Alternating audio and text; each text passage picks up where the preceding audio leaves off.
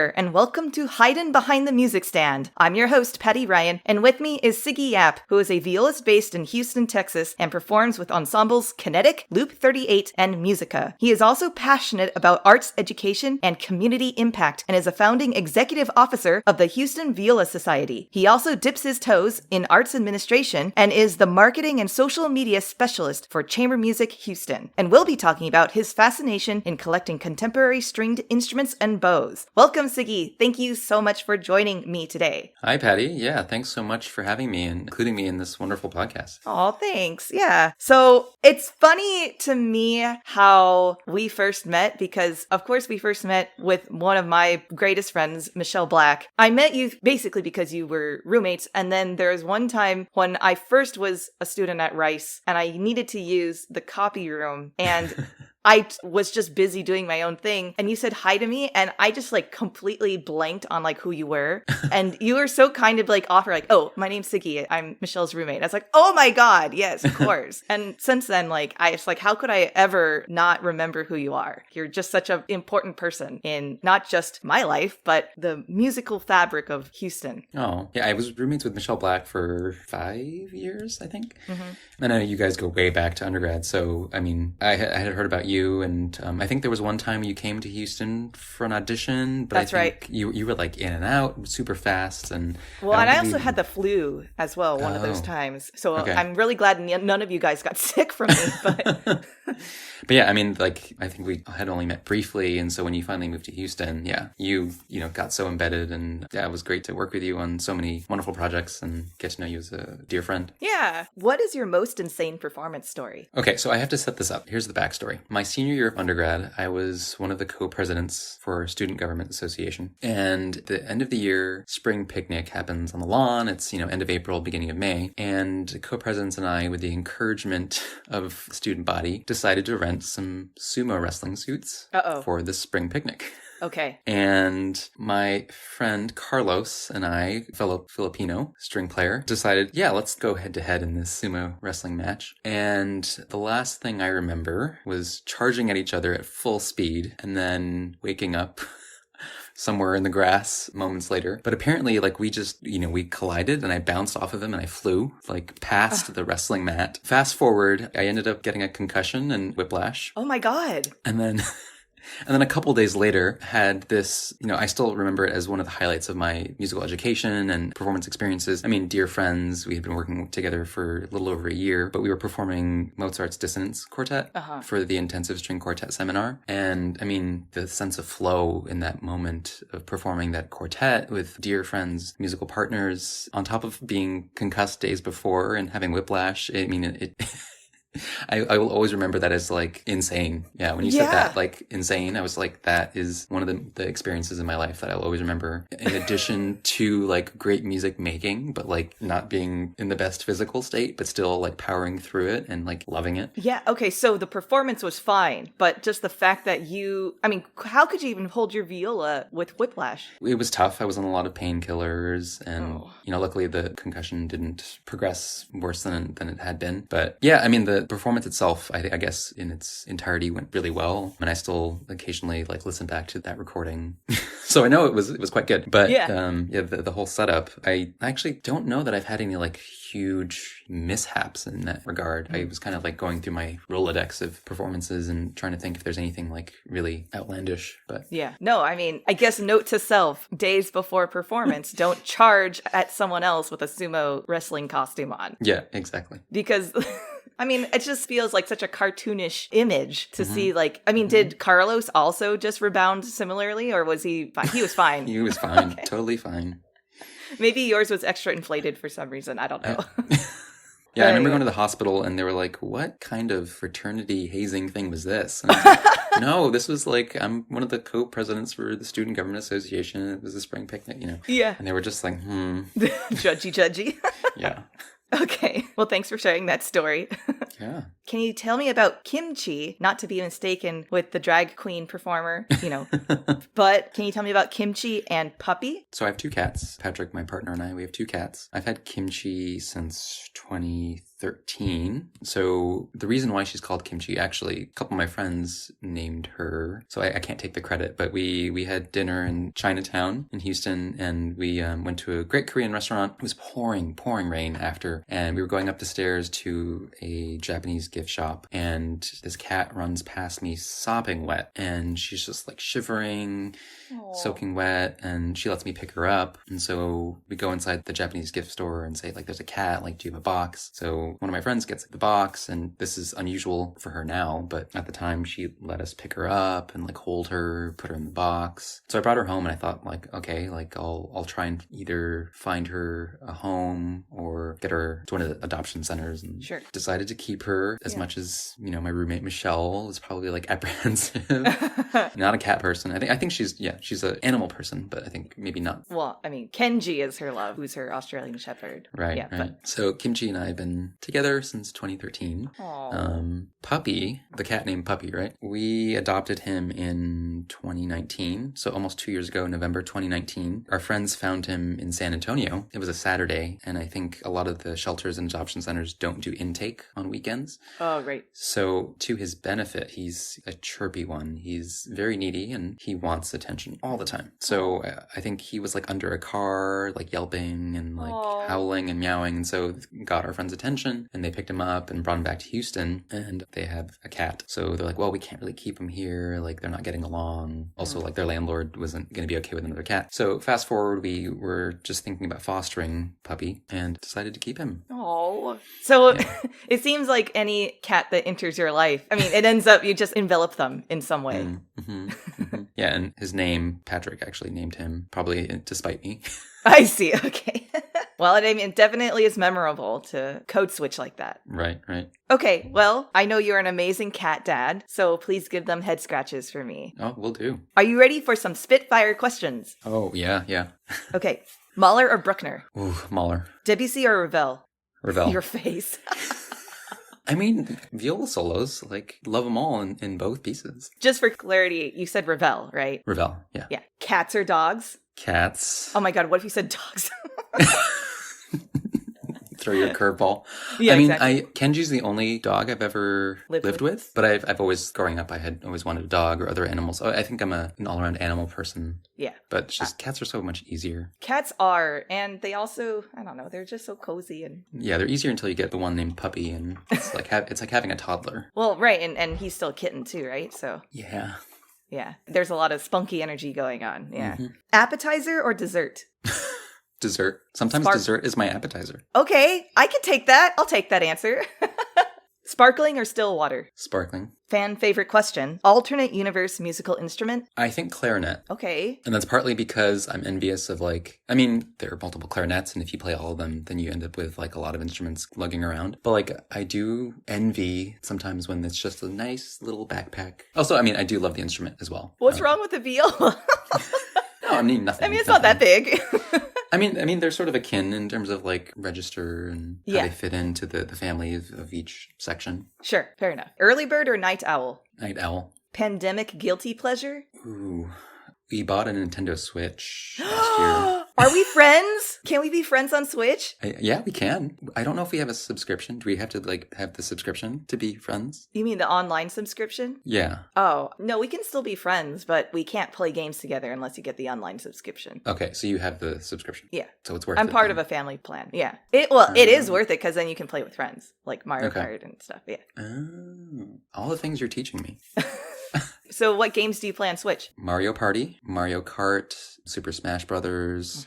Well, let me know when you get an online subscription because then we can play games together. Yeah, that'd be fun. Will do. Favorite professor shout out? Ooh.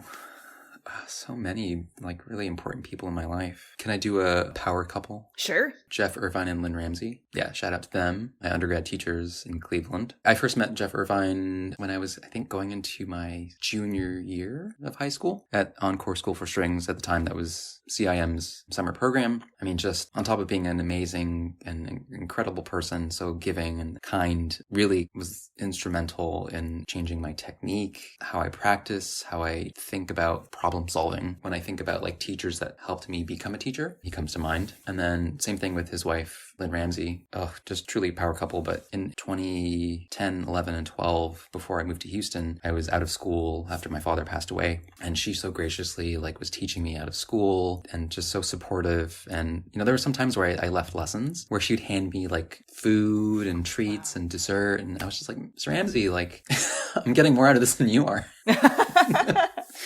That's not true. I mean, you know, you must know that, right? It's her Yeah. pleasure to be able to help you along your path of music. Exactly, yeah. And so I have some students here that, you know, are always very thankful of my time and generosity. And I always say that it's because of Jeff Irvine and Lynn Ramsey and how much they paid it forward. Yeah. And I always remember one of the things she said to me is someday when you're a teacher, you're going to be able to do the same. And so I always do that as homage to them. Oh, that's such a sweet tribute to them. Thanks for sharing that. Oh, Yeah. you're welcome. Most inspired musical hero of any genre? Oscar Peterson comes to mind. Pianist Oscar Peterson. I love, I mean, his recordings. One of my best friends in high school was a jazz drummer, and he introduced me to Oscar Peterson. So when I need a break from classical music, I often just will unwind and listen to Oscar Peterson Trio. Yeah, it's great. Most transformative performance experience? So many. Where do I even begin? I think this goes back with that quartet that I was with at the end of my time at CIM. We were playing Beethoven 135 as part of the IQS seminar. That performance. Intensive String Quartet Seminar, right? Correct, yeah. I know it's called something else now, but... Well, what about it? I mean, those particular colleagues, I can give a shout out to them, Ling Ling Huang, Miran Kim, and Erica Snowden Rodriguez. Incredible people, but such sensitive musicians. I mean, the whole process of learning a late Beethoven quartet with good friends, I think, is the pinnacle of music making. But I remember in that moment, just the coming together on that stage and the months of hard work, the many hours of practicing, recording, masterclasses, and feeling that sense of flow with close friends. It's just so rewarding. Yeah. It's almost like you're able to speak a totally different language between each other, but it's so unverbal. It's just like this extra layer of intimate connection that I think that's, if I can try to put it in words, is what you probably were experiencing. And then that way is transformative because on a day-to-day basis, we don't always function at that level. Yeah, and that brings a good point. Something that the Cavani String Quartet and Peter Saloff would say before we would perform is run through your checklist of goals. And, you know, they can be like technical things like measure whatever, you know, we're going for this kind of sound or intonation or whatever. But I always remember like the emotional side and feeling like we could just lay it all out and wear our hearts on our sleeves. What you said is a good reminder that that was one of our goals, is just to wear our hearts on our sleeves. Right, but not just wear your hearts on your sleeves, but trust that everyone is doing so, right? I think that's the second layer to that higher level of chamber music performance. Being okay and comfortable being vulnerable with each other. That's beautiful. Oh, thank you. I don't know. Okay, desert island piece of any genre? Going back to Oscar Peterson's Trio, Walking the Line, that's a go-to album. Why? Probably because it was one of the first jazz albums that my friend gave me, but I don't know, I just connected with it, just loved the groove. Always puts me in a good mood, no matter what I'm feeling. It's kind of a go-to, takes me to another place. Okay, so you're looking for escapism on your desert island. Yes. Okay, got you. All right, well, Siggy, you've made it through the Spitfire questions. Congratulations. Woo.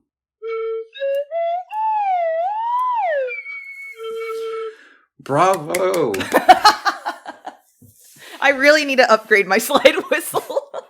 True virtuoso there. This thing was like $7. It's a piece of garbage. Okay, Siggy, it's time. Can you walk me through your musical origin story? How did you discover music? How did you discover the viola? When did you decide that that was going to be your path in life? And all the steps through your education to where you are today. Sure. So I started playing viola either 3rd or 4th grade, but my eldest brother used to play viola. And one of the stories that I remember, he'd bring his viola home, and I just started opening the case and picking it up and playing, not knowing what I was doing. And I remember one of those days where I was surreptitious maliciously playing his viola. I broke a string. Oh. And I didn't get in trouble, but I think my parents saw that I was very curious about it. And then when it came time for our school program in elementary school, picking instruments, I ended up choosing a viola. So you're an OG authentic violist. I am, yeah. Didn't start on violin. Sometimes I wish I did, but really, yeah. Why? I mean, it has its merits for sure. I mean, you know, like. Sometimes I wish I had started earlier. I mean, you know, a lot of violins start younger. Maybe it's just like an insecurity thing, but like I often feel like, through my education, I often felt like I was playing catch up. Well, oh my gosh, that's such a common theme for like, I feel like everyone feels that way, even if they started young. Yeah, so it was about maybe 2-3 years after that, I started to surpass my brother, and Was I remember, that weird? No, I don't think so. There was never any. I jokingly say like I'm the outsider of the Yap family. Oh. I mean, because we I mean, being the youngest of 3 boys, we're all 2 years apart, and so I didn't overlap. By the time I was like, you know, in late elementary school, my brothers were already 7th grade, 9th grade, so they actually went to the same high school and undergrad, and they were in the same fraternity, and then lived together. But it was kind of my way of finding my own path, because they were always like the really smart ones and athletic ones, and music was the way that I stood out in another direction. And they were always so supportive. Like there was never any tension, and like when it came to like playing in ensembles or like doing solo competitions and things like that, region, all-state auditions, like it was never any tension. But I think one of my first experiences getting into all-state when I was in middle school, I know we played, it might have been like a Howard Hanson symphony. Mm-hmm. I remember coming back and some of my friends like asking how it went, and I think in those moments of playing in the all-state orchestra, I realized I no longer wanted to be a doctor, and I wanted to be a professional musician. Yeah, just because of how the music made you feel, kind of thing. And how it made me feel, like the camaraderie, the connection. I found like a sense of community, people that we understood each other. It was just so much fun. I was excelling in it, and you know, it was something other than like academics. So you can get the thread of this, you know, escapism. Yeah, sure. Yeah, so going into high school, you had this sense, hey, I'm going to go the music route. I remember a close friend from high school. She was, I think, maybe a year or two older than me. She was in the high school all-state orchestra, and I remember her coming up to me and saying, the viola teacher at our high school, Richard Fleischman, has heard about you and is interested in if you want to come to New World School of the Arts. So that was like, wow, this big deal, and, you know, teacher in Miami, Florida, and had heard about him, has heard about me. So that kind of got me thinking about New World School of the Arts, going to performing arts high school. My parents were not fans of me doing that. I mean, it's a high school downtown, but also visual and performing arts. And so they were kind of just like, you know, always wanting me to go the academic route. Sure. That's where the money is, right? That's what they think. Yeah. And, you know, it's uncharted territory. Like Filipinos in general, you know, like when they're thinking of success in terms of career, it's the stock careers, doctor, lawyer, accountant, yada, yada. Well, I would say just most immigrant families, and then first generation, which we are, that's, right. You know, it's like we didn't move here to have you not be successful, in their mind successful, right? That kind of idea. Yeah. So fast forward, went to New World School of the Arts and studied with Richard Fleischman, and that continued opening up so many opportunities. Actually, some of my best friends from that elementary school program and through middle school, we all ended up going to the same high school program. So that was a big part of it too, is that sense of community kept moving together. Right. They were like a little cohort in some ways. Exactly. Yeah. And then, you know, of course, meeting new friends, and it was just like everyone coming from all over Miami-Dade County to attend this school. And then just the encouragement from my teacher then to really pursue viola, going to summer festivals with his encouragement. And yeah, I mean, I remember like learning so much, and I was probably such a little like viola nerd at the time, just like listening to all these recordings. And I remember like studio classes where we would just listen to different recordings and like talk about them. Wow. So and learning the repertoire. And so that just piqued my curiosity, and I would just like try and find things in the library and check them out. And even if I couldn't play them, you know, I remember coming in to one of our studio classes with the Shostakovich viola sonata, and I mean, at the time, I remember him being like telling me a story of him playing it for Maxim Shostakovich. And basically the gist of the story at the end was, you know, like it's a very mature piece, and put it away and come back to it. Yeah, sure. Well, I mean, there's so many pieces that are similar, right? I mean, but I think that is part of the joy of music, is that we're always maturing with the music as we age ourselves, and as that music sits with us too, right? I mean, there is a bit of that marination. Anyway, but continue on. Yeah. And then so that kind of lines up with when I ended up going to Encore, whenever that was, summer of 2003, or 2004. Yeah. Yeah. And I think that was 2004 when I met Jeff Irvine. Did the audition circuit, but Mr. Irvine, I knew that I was going to get so much from studying with him and continuing becoming a stronger musician overall and honing my technique with him. And then because I spent a couple summers in Cleveland for Encore, it felt like my next home. So you did your undergraduate at Cleveland Institute I did. of Music? I think when I arrived, the level was so high. I know that shortly thereafter there was a bit of turnover, but all the studios were just phenomenal. Yeah, I think especially the first 2 to 3 years, David Soren was still president. At that time, it might have been Richard Aaron's last year. But yeah, this truly, truly inspiring time there. Oh, and also feeling like I needed to catch up.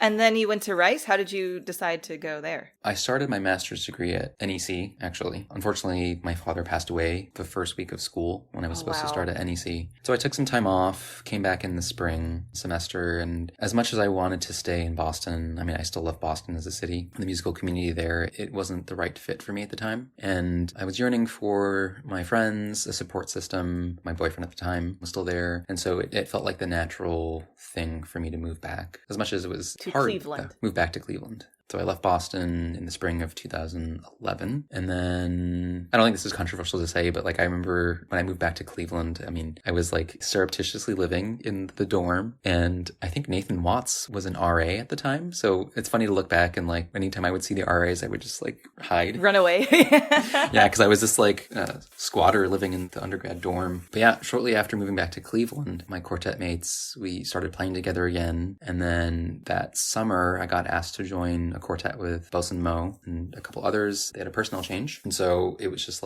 all these things were lining up. I had my friends, support system, and then even more chamber music outlets. So decided to stay in Cleveland. And as I mentioned earlier, studying with Lynn Ramsey out of school, and then eventually moved to Houston the same year that Paul Cantor was moving down to Houston. Right. So again, a lot of friends moved down coincidentally. I remember when we were all deciding to come down to Houston or even to take the audition, a lot of Paul Cantor's studio hadn't visited Houston, because he knew he was taken down to come here. And so some people were like, is there tumbleweed? Do people really wear cowboy boots and cowboy hats? And it was the Wild West, for us Northerners, Midwesterners. So yeah, and then I've lived in Houston ever since. So it's now the city that I've lived in the longest since Miami. Yeah. So, you completed your master's. My master's degree, yep. At Rice. And then after that was essentially freelancing. How did you get connected with all these groups, either in a performance side or in an administrative side? Yeah, I'll start with the administrative side. So when I first came to Rice, for those that know the mailroom at the Shepherd School, it's also the office for Chamber Music Houston. Sometimes when we're working in there, we get asked questions about the copy machine and staplers and tape and paper clips, but we're not the mailroom attendants.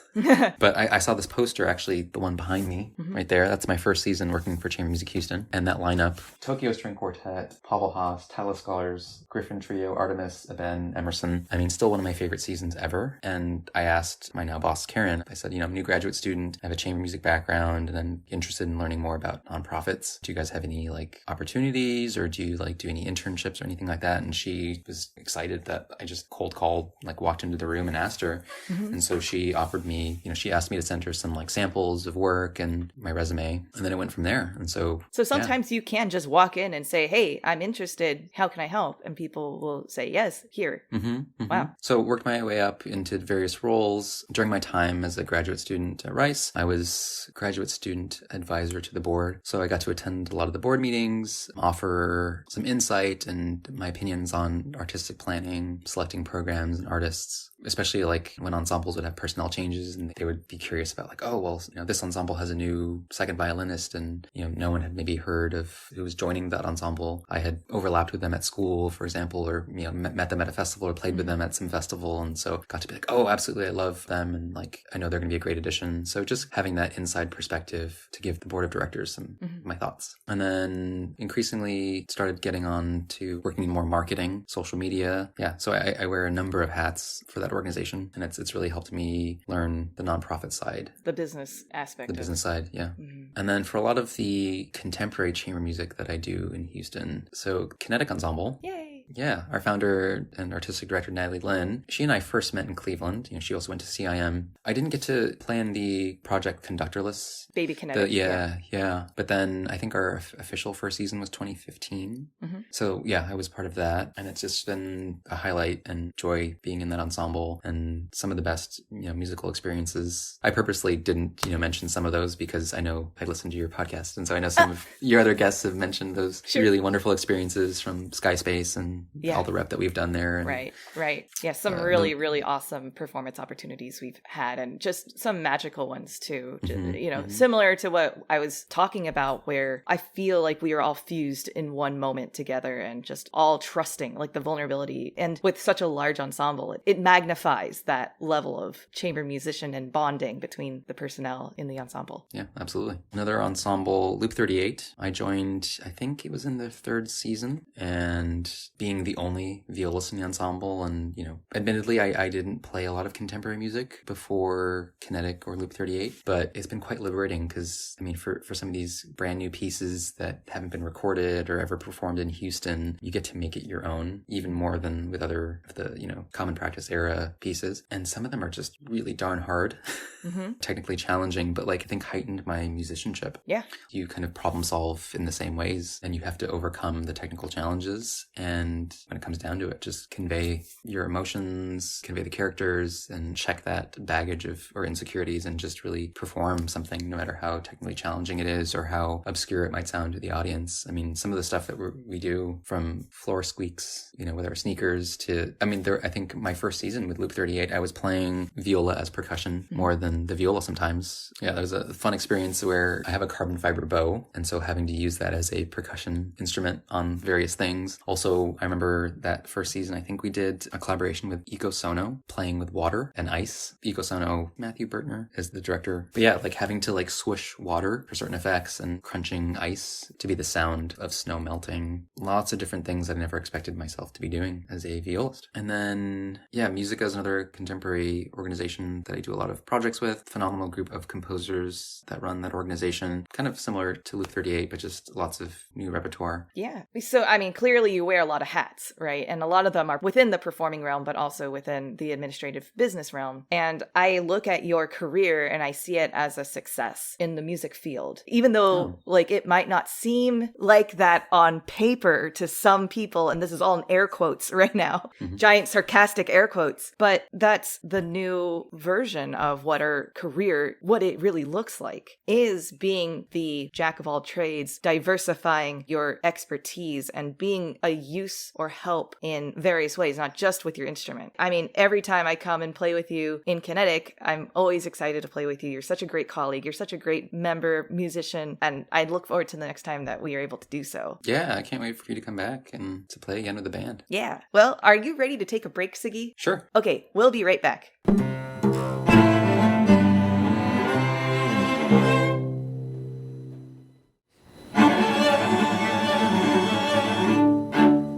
Welcome back from the break. So Siggy, how did you start getting interested in collecting contemporary stringed instruments and bows? Yeah, let's back up to 2008 or so. One of my best friends during undergrad, and actually we've gone to all the same schools, Aaron Konitz, we went on this road trip to New York City, and it might have been a couple of the cities along the way, and we were both looking for violas at the time. He's just a year older than me, and just full steam ahead on this trip. I think we had 6 or 7 appointments at shops, and on that trip we must have tried over 80 violas collectively. And the one that won my heart over was an instrument made in 2006 by a modern German maker. Actually, there were two, by a modern German maker and his business partner. So the one that I ended up choosing, he's actually a physicist who turned violin maker. And so throughout that process in 2008, I really got to learn a lot about modern instrument makers, and from there started to help a lot of my friends during undergrad find instruments and could recommend, the shop has this, and check out this maker. That's kind of the instrument side. Can we back up just a hair? Just for people who might not know how intimate the relationship is between musician to instrument, especially with strings. We're going to only speak strings. I'll hopefully have woodwind, brass, and percussion players on in the future to discuss their relationships to their instrument, but we're talking strings just today. So why is it so specific? And how does one usually go about finding an instrument for themselves? And I would say that it's even more so personal when it comes to viola. I mean, it's the only instrument that doesn't truly have a standard size. Meaning a violin has particular dimensions of height or length or width. I mean, maybe the width is a little bit more subjective. Like there's a Stradivarius model, there's a Guarneri model. With cellos, similarly, there's a kind of set model. There's a Stradivarius A, there's a Piccolo Stradivarius, there's a Montagnana. With basses, there's also a little bit more variation, similar to a viola, but violas, it's like luthiers have tried everything to try to make a viola sound good. Not intending for the viola joke here, but... Yeah. So you covered a lot of that, as you mentioned, the different makers and what we call patterns. When it comes to the viola, like for it to really be where it lies in the instrument family, the string instrument family, it needs to be something like 17 and a half to 18 and a half inches, if not longer. But so longer really, is almost unplayable. Exactly. Yeah, unless you play like a mini cello, which no one does. Right. So there's that conundrum of how do you get the alto voice in the string family without it being too large to play. And so you can, makers have tried, as you mentioned, all sorts of things, changing different sizes of the bouts. I mean, so in terms of like string length, that for me is something that I'm a big advocate for, especially like when my students are looking or helping friends and colleagues find new violas, is something that we don't realize is that the string length, the vibrating string length from the bridge to the nut just past where we put our fingers can change from instrument to instrument. So it's really hard to, you can hand a violin or switch violins within a section, for example, and with some variation, it'll be like generally the same. But with viola, you might have someone playing on a 15 and a half inch instrument and someone playing on a 17-inch instrument right next to you. And that sort of is the case. One of my colleagues this week is playing on an instrument much larger than mine. I'm just like, wow, like, he's 6 foot tall something and I'm, much smaller. So there's a lot of variation. And as I mentioned, like that can make or break one's decision. So that is always like the dimensions are always the first thing that I look for and tell my colleagues and friends to look for when shopping for a new instrument. And so there's that, just the physically, it's a very personal thing. But then when finding an instrument, it's our musical voice. And so finding something that expresses what we are trying to say through our playing, through our music making. And I think we all have or strive for an ideal sound. And so that's always interesting hearing what people are looking for in an instrument. I know that my priorities are, projection, clarity, having something between a tenor and baritone voice. So that's just quite fascinating to try instruments back to back to back, that they're all different sizes and hearing what they do differently. Right. So this is going to be a leading question. Why isn't there one systemized instrument out there that everyone could play? And if they just made a carbon copy of this instrument, there wouldn't be any variation and there wouldn't be a need to search or to have things. Yeah, that kind of goes in line with what you're saying, like how you can take the same instrument and everyone that plays it will have a general baseline sound on it, but someone, the way their technique and how they play is going to create different sounds, respond differently to the instrument, and vice versa. So, I mean, these aren't just like stock things that we take off a rack and, it's not like a shoe, you put it on, it either fits or doesn't. There's a lot more nuance and potential. And often I like to think of it like the Harry Potter wand selection, where you can pick up any wand in Ollivanders and it might work, but the one that really, like, you pick it up and sparks just fly out instantly or whatever, that's the one. It's like there's this feeling connection, this kinesthetic connection between the box of wood and us as musicians, and it's something that's slightly indescribable. Yeah, there's that je ne sais quoi. Yeah. So now that we've kind of covered some basics in terms of the reasons for and why there's so many varieties, why modern instruments? Well, going back to my viola specifically, I mean, I was looking at things also older, but when it comes down to the financial cost and that practicality, oftentimes they're significantly cheaper. But modern. Yeah, so you might have, for example, I currently had been trying a viola from 1788. It's a much smaller instrument, beautiful sound, but it's priced at something from 1788. What, triple digits? Potentially. Whereas my modern viola, when I got it in 2008, it was barely breaking 20,000. So yeah, there's the financial cost as well. Right. But there's also a couple other cons to old instruments, which is that because they've lived so long, there's more likely for there to be damage with the instrument.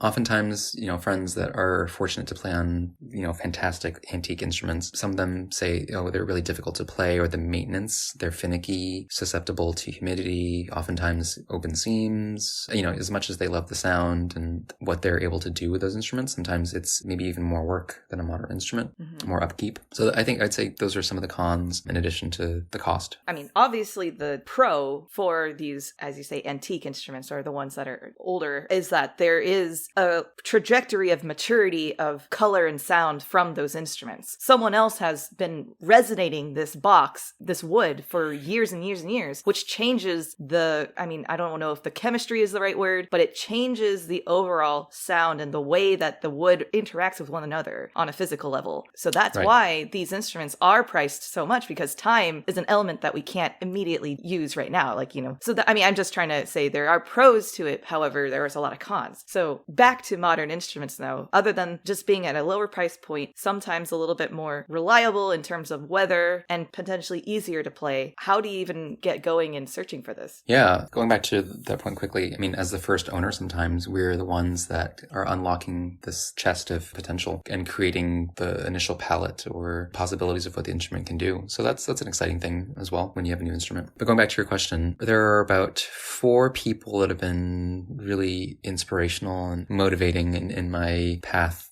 specifically with modern bows. So in 2014, there was an antique bow that I fell in love with and really wanted and was working toward acquiring it, and unfortunately didn't work out. And so that set me back a little bit. I'll give a shout out to those people. So my Rice professor, Ivo van der Werf, who very much is into bows, instruments as well, but he got me on that path with thinking about the possibilities of what a new bow could do. And so when I found that antique bow on a trip to New York, I fell in love with it. Didn't work out. And then 3 people that I just absolutely admire and cherish their expertise and think that they have some of the best bow collections that I've come across. Sawyer Thomson is a great friend now, and definitely think he's on the path to becoming one of the leading experts in the bow world. And he just made one of his very first bows. I haven't seen it yet, but I've only seen pictures and it's phenomenal. So someone to check out, Sawyer Thomson. And then Sean Bishop in London. Anytime I go to London, I always visit his shop and check out what he has, especially his viola bows. It's just like a kid in a candy store trying these bows, whether they're modern bows or antique bows. And then another friend in Seoul, Korea, Jihwan Yi, is a big bow collector. And so getting to know these people has really kind of shaped and led me down the path of modern bows. But back to my story of that antique bow not working out. So I went back to the drawing board and I had to say, okay, my budget is very different now. How do I find something that sounds as good as that antique bow or better? And ended up finding a bow shortly thereafter that I just loved and was a good fit with my instrument. And,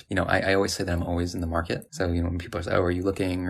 And I would say, yeah, I'm always open. And it's now turned into a passion and hobby and side love of mine, the collecting side. So with some of those people that I mentioned, getting to try bows from those makers that were in their personal collections or reading about them, doing my research, and then eventually playing on them, I started to commission a number of these modern makers, or, when they show up at different shops around the world, I will acquire them for my personal collection. Yeah, I have some questions I want to ask right now, but I do need to ask you a backup question, which again might seem for us very fundamental, but I think is important to at least be discussed. Why is a bow important? Why can't we just use a carbon fiber bow? And there are some excellent carbon fiber bows out there, but why are there so many varieties and differences in bows? What is the partnership between the bow to the musician and the bow to the instrument? Yeah, great question. So the modern bow developed probably mid-1700s to what we currently play on now, the granddaddy of the modern bow, Tort. That name is familiar. So the wood that was chosen, prenabuco, and there have been a number of different exotic wood species that have been used throughout history, and prenabuco has been the optimal wood choice for its density, its ability to be bent and hold the curve of the stick, for its acoustical properties, its ability to literally take a beating sometimes and to create a sound and not be overly stiff or overly supple. But when it comes to choosing a bow and how important it is, as we mentioned with string instruments, you can take a whole lineup of bows and they can all do very different things or create different sounds. And creating that partnership between the player, the instrument, and the bow, those 3 factors,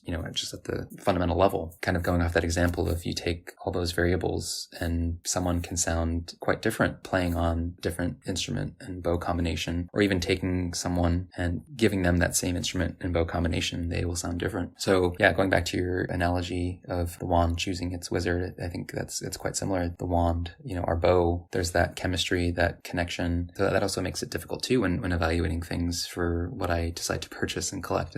I can make a certain sound, or I can do a certain stroke and articulation on my instrument. But if I only collect things that work for me, then that's a very limited set of what, can be done. Sure. Also, I just feel like I should preface that prenabuco wood is actually an endangered species. Am I? It is, correct. Right. So correct. Just so people do understand that it's because of deforesting in the Amazon and South America. So I don't know how much of the bow industry, the bow making industry, is contributing to the endangeredness of the tree. I think it's more probable that it's farming and farming. Yeah. Yeah. It's actually, just so deforesting. if I'm correct, from what I understand, the bow making industry is not contributing significantly to its demise. I mean, initially, prenabuco was used as a dye, I believe, for fabrics centuries ago. When you put prenabuco shavings into water, it can dye things from a light pink to a very deep, deep purple. So those properties were why it was harvested. I mean, it's also been used for furniture. But, if you think back to centuries ago when it was in abundance and not an endangered species, these makers, had a plethora of wood to choose from, the best wood. Right. And so now that it's endangered, it's much more protected. And I think, if I'm getting the acronym correct, ICPI, International Conservation of Pernambuco, it's a wonderful group of bow makers and experts that have started this conservation efforts to replant Pernambuco in Brazil. Right. So I just wanted to say that it is an endangered species, but not to feel necessarily guilty for using a violin bow or a cello bow or viola bow. Right. And yeah, and oftentimes when I talk with makers that I'm commissioning orders from, I've learned that a lot of them say, "Oh, I have enough Pernambuco for the rest of my life." Wow. And so it's not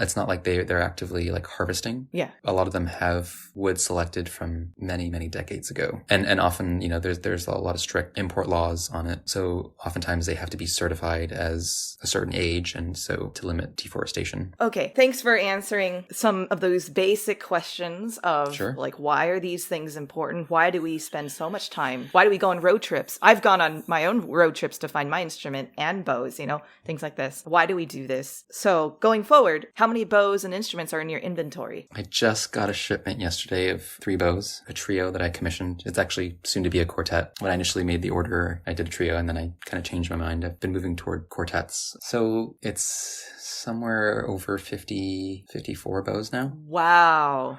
And sorry to any bassists listening, I don't collect any bass bows. And it's partly because I don't know how to evaluate them in terms of playability. Sure. And there's very much that aspect in terms of cello bows. So yeah, cello I have the fewest amount of, and then the most amount, of course, I have viola, and then violin thereafter. But yeah, it's about 50 something. And I also have 23 Pernambuco blanks. So a very famous bow maker and restorer, Paul Martin Siefried, unfortunately passed away, I believe, November of 2019. He was in Port Townsend, Washington, one of the meccas of American bow making. And his estate, luckily I was able to acquire some Pernambuco blanks from his estate before the rest went to auction. Wow, yeah. So I decided to purchase those. And, some people have asked if I'm going to make on my own with them. So TBD, Really? I would love to learn, even if it's just to make, a couple bows here and there. But I mean, this wood is so good that I don't want to ruin it. Yeah, I know, So, right? That's Oh, I mean, at some point, either I'll learn how to make a bow with it, or have some of the bow makers that I'm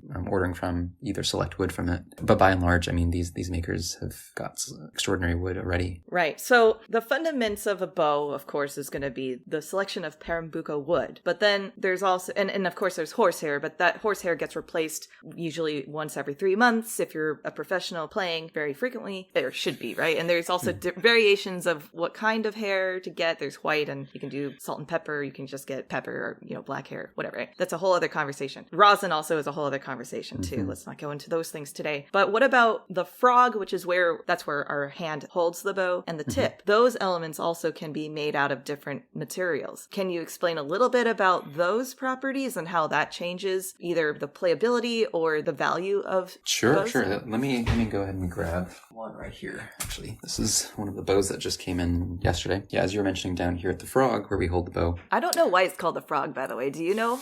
That's a good question. I mean, in French, we would say the talon, the heel. But yeah, I don't know why it's translated to frog. Ribbit, ribbit. Yeah, so the black piece of wood down here where we hold the bow, the frog, is made of ebony, which is often sourced from Madagascar, Africa. Sometimes I think Vietnam as well. And then we also have ebony down here in what's called the button, or some people say the screw, how we turn To tighten the hair. And those are usually either a solid core of ebony, which is capped with metal, so either silver or gold. This bow happens to be gold. And gold tends to be a higher value point. Yeah, we would say gold mounted or silver mounted. Sure. So yeah, anytime we have the mounts on the bow, any of the metal on the bow, we would say the mounts. As I mentioned, like the one, if you can see, it's ebony in the center, and that's the core. And then on both sides, we have it capped with gold. And then also down here, what's called the ferrule, that's also metal. And as I was going to say...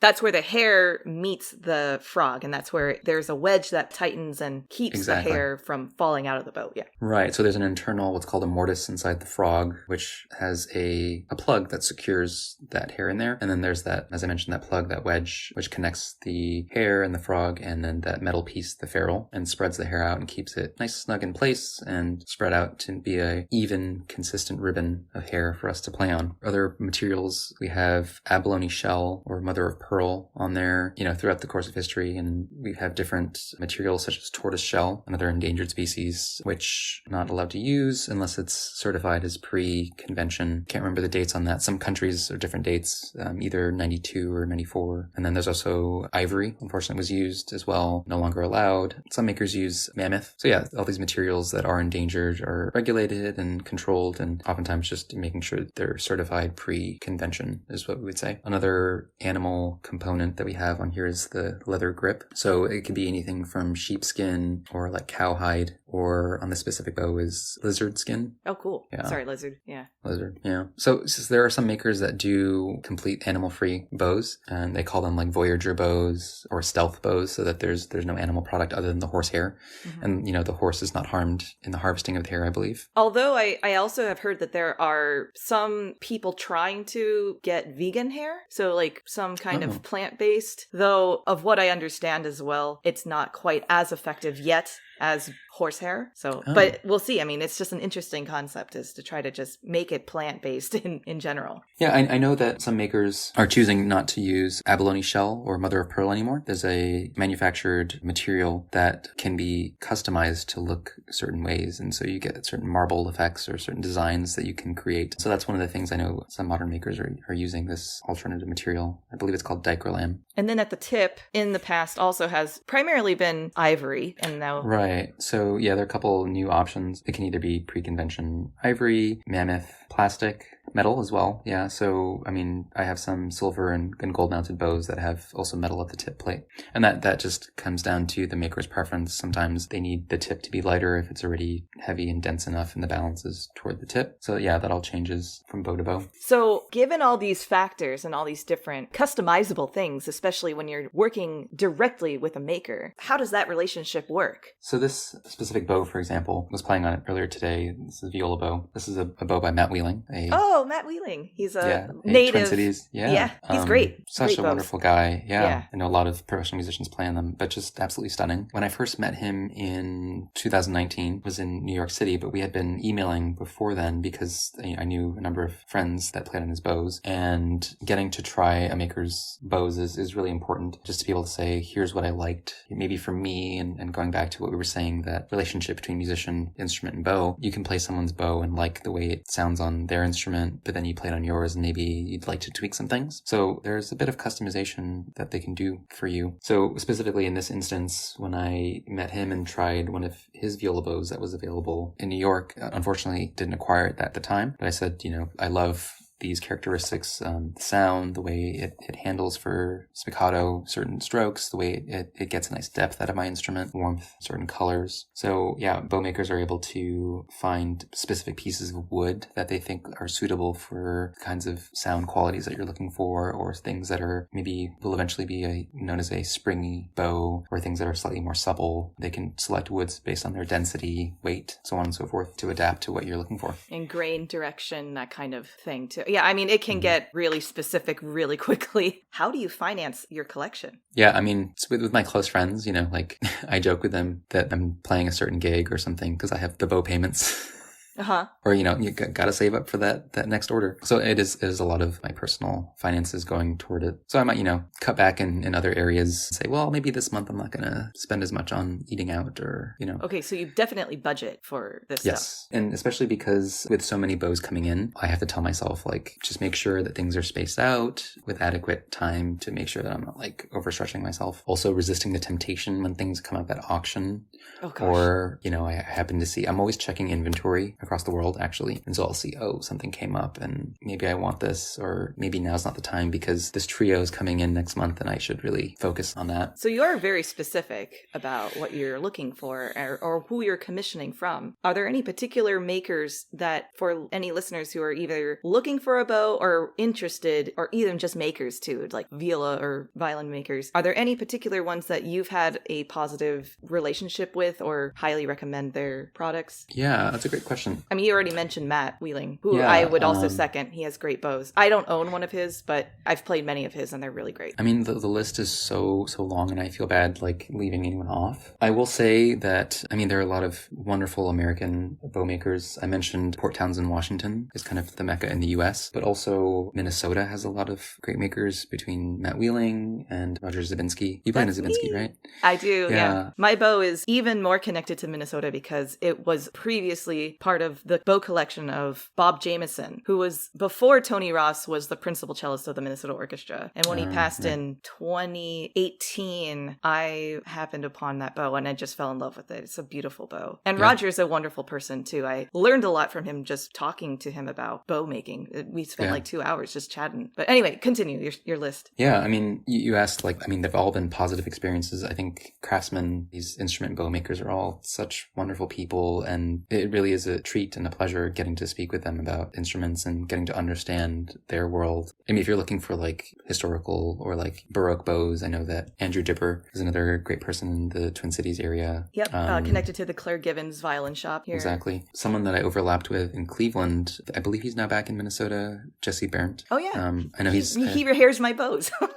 Yeah, so I know he's also a wonderful rehairer, but also I think is focusing a lot on bow making now. And kind of going back to Washington, I mean, the list is quite long there. I mentioned Paul Martin Siefried, who's deceased, but there's Charles Espey, and then his pupils, Cody Kowalski, who now lives in Germany, Robert Morrow, Ulrich Kanestrom, and then I think further west in Washington, there's Morgan Andersen and his wife. And then I mentioned the Minnesota makers, and then you get into like Boston, Benoit Rolland is a highly sought after maker. There's Joe DaCunha in Miami, you know, Isaac Salchow in New York. Going back to Boston, sorry that I'm all over the place. You know, David Hawthorne is there, and lots of great makers all around. I mean, in whatever city you're living in, like there's so many, like it's hard to list them all. You know, this all goes back to the French tradition of bow making. And so, you know, France, I mean, the list is just quite long, but you can follow the lineage of bow making from Mirecourt, France to Paris. And then that school of modern bow making, the last big teacher of the French school, Bernard Houchard, and the pupils that he had and where that stems from. So Bernard Houchard, then you'll get like Stéphane Tomacheau, who also worked on it with Espey at some point, and Tomacheau taught Noel Burke. Noel Burke taught Gary Leahy. Those are Irish makers. And then from there, it's just the list just keeps going and going and going, and really, really wonderful makers from the Nair family in France. I know I'm missing some of the bass bow makers, Jean Grimberger. Yeah, it's a really, really long list. I know I'm missing a lot of people. I know. And that's where, for anyone who's entering and considering upgrading their instrument, because normally when you start, you go to your local, you know, store and you rent your instrument or you get a student instrument. But this is where you start really becoming more serious with your playing, and you really want to see what more possibilities and what colors, what strokes, etc., that you can discover within yourself and within what the instrument can allow you to do and or bow. This can get really, really overwhelming for a lot of people. It was really overwhelming for me when I was going through this, and I've gone through a couple instrument shopping and bow shopping experiences. And the lineage is just so huge. Like the tree and roots of all these bow makers and all these instrument makers it's just overwhelming, and it's easy to be led down the wrong path. So I know what you mean. So yeah, I mean, with anything, it's a bit of an information game, right? right? Right. And so that's yeah. where I'm so grateful that you're willing to share your research of our modern day makers with our audiences, because, I mean, they are producing some of the best bows at a price point that is very reasonable and manageable for many families. I mean, most of these bows are under 10 grand, which sounds ridiculous to most people. But when you consider getting a tort bow, like one of the fanciest, those can get up to 25 grand or 30 grand easily just for a stick for some people. Well, yeah, if we're talking about like Francois Xavier Tort, if it's a mint condition or like what you would call a fine state of preservation, easily over $350,000 to $500,000. Right. I mean, like museum pieces. But yeah, I mean, yeah, exactly. So, I mean, yes, it is a lot of money, but the modern makers are not only just producing excellent pieces of work, but they're also very affordable. And something, as you mentioned earlier, being the first people to activate these pieces of wood, it's almost kind of an exciting discovery of not just of what we are discovering for ourselves with these tools, but that they're also growing with us and with how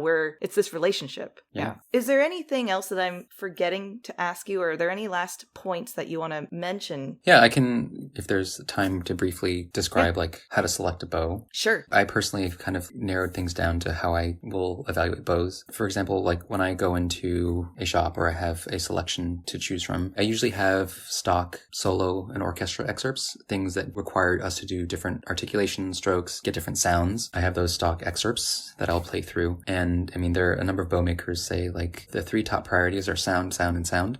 Yeah. And I will push back on that a little bit because I've gone the path of sound, sound, sound, and then struggle to get a good spiccato. And then like I'm focusing a lot of, the bouncing of the bow. So I think it has to be, you have to find the balance. Is there going to be the most versatile, can do everything bow? In some cases, yes, I found that. And in many cases, this is why I collect, is because, like I said, you will have like 18 viola bows and they all do different things better than the other. I mean, they're all beautiful works of art that are musical tools. So yeah, just having that, your stock excerpts to play through and know like, okay, how versatile is it? What can it do? And especially things on different strings. So if you're looking for sound, different registers and all that. And also, play when you're trying stuff, play in chamber ensembles, play in different settings. You might think, okay, this sounds great in a hall, and then you get into a drier, smaller space, and then it's different. So you have to try them in different settings as well. But yeah, I think that helps me efficiently evaluate when I know like, okay, I got a set amount of time, gonna knock it out and then evaluate. Yeah, that's really great advice. As you're talking about, this sort of what is the 3 priorities, it slightly reminded me of, since we talked about Switch earlier and Mario Kart, when you're customizing your car and you're picking the wheels for best traction, or you're picking the car for the weight or the parachute for the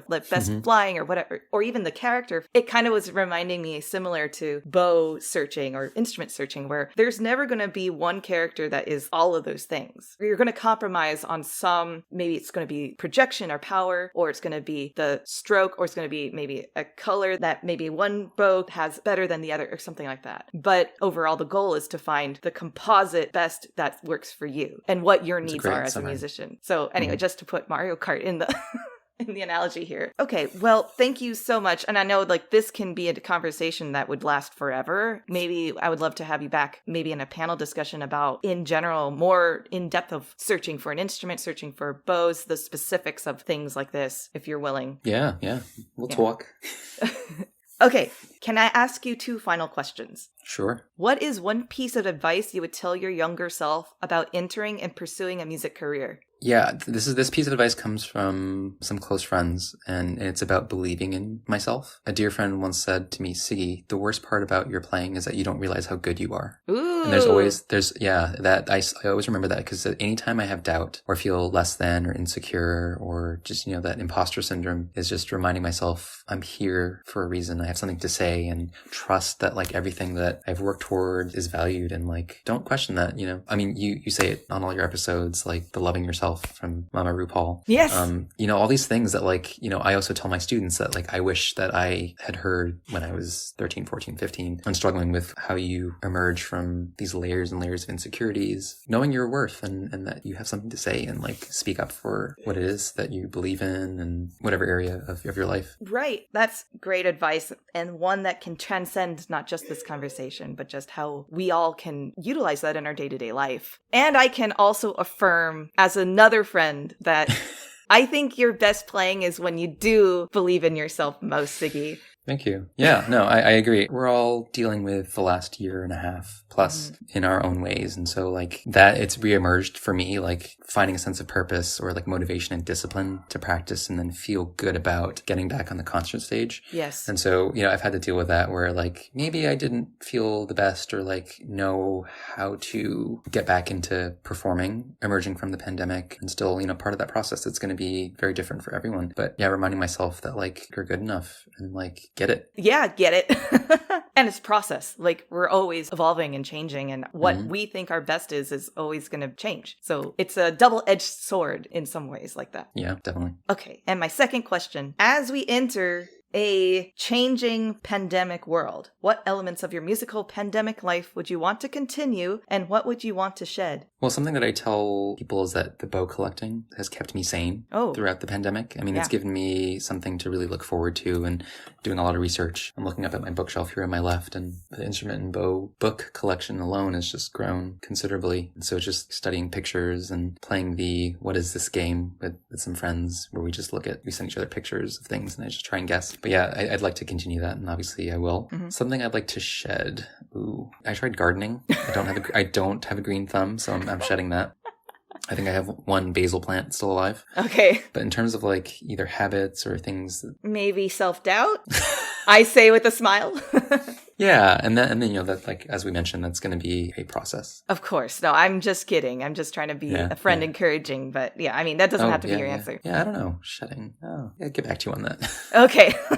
All right. Are there any platforms or websites for our listeners to learn more about you or any upcoming projects or collections? My website needs to be revamped, but projects coming up. But what is your website? Oh, SiggysYap.com. And then Instagram, Siggy516, Siggy516. I don't post enough bows. I mean, part of that goes with, as I mentioned, the imposter syndrome and also like doubting my photography skills. So yeah, but that's something that like people have asked me like, oh, you should post more bows in your collection. But I think there's so many like great, like I mentioned, some of those other people that actually have fantastic Instagram pages. And that's kind of what inspired me, is seeing their photography work of these bows, both antique and modern. I'm just like, drooling. So yeah, check out those people. Yeah, projects. I mean, all those ensembles that I mentioned. Yeah, concerts coming up. Kinetic, Loop 38, and Musica. You were also mentioning that you're playing with Houston Grand Opera currently as well. Yeah, playing most of the season. So very excited for that. We just finished Carmen. Wonderful run of Carmen. So yeah, lots of bouncing around Houston. Yeah, great. And if you enjoyed listening, be sure to smash that subscribe button wherever you're tuning into this podcast. Leave a review on Apple Podcasts while you're at it. It doesn't need to be long. Your review will help others search for the podcast because of its crazy algorithms, and you'll make Sushi's day. And it's free. Make sure to share this podcast with your friends and family as well. If you want to level up, you can always become part of the Haydn Behind the Music Stand family by donating what you will on our Patreon page at patreon.com/Haydn Music Stand. Our social media handle for Facebook, Instagram, and Twitter is at Haydn Music Stand, and we'd love to hear from you at our email, haydnmusicstand@gmail.com. Didn't recognize the piece we discussed during the episode? No worries. There's a Spotify playlist with all the music discussed for your convenience. The link is in the description of each episode. Siggy, thank you so much for sharing your wisdom and your life story with us today. Again, it's so good to see you. I can't wait for the next time to come down and give you a huge hug, and hopefully, if you're willing, let me try some of your cello bows. Yeah, thanks so much for having me. I know it's been in the works. It's so great to see you and see Sushi and get to chat and catch up. Due for a much longer conversation, and hopefully next time in person. Absolutely. I've been meaning to make it up to Minnesota as well. So yes, yeah, I'd love to see you. You should. There's so many bows up here. Come up. Yeah.